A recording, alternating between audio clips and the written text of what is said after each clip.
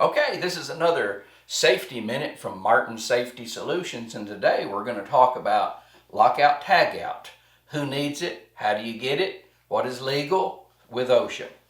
First of all, if you service or maintain your own equipment or machinery, you need a lockout tagout program. That's not me, that's OSHA. OSHA requirement. And I audit companies on a regular basis, and when I go out, one of the things I'm looking for is, or asking, did they just simply download a general lockout tagout program? Because if they did, that's not what OSHA says. OSHA says they have to tailor their program to their site, their equipment, and their machinery. Another mistake that a lot of companies make is they'll have several different sites throughout the United States and they all make the same thing, perhaps. Well, what they do is they share their lockout tagout program and think they're good.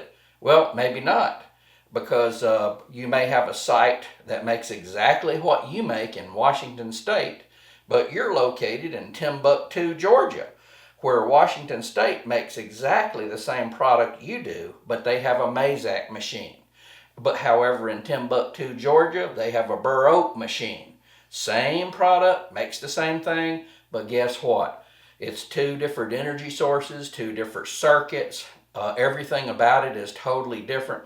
And what I'm leading up to is OSHA requires for lockout tagout that you tailor your lockout tagout program to your equipment and your machinery, and that all of your authorized people get specific training, site-specific training on all of that equipment and machinery and how to safely de-energize and re-energize those pieces of equipment.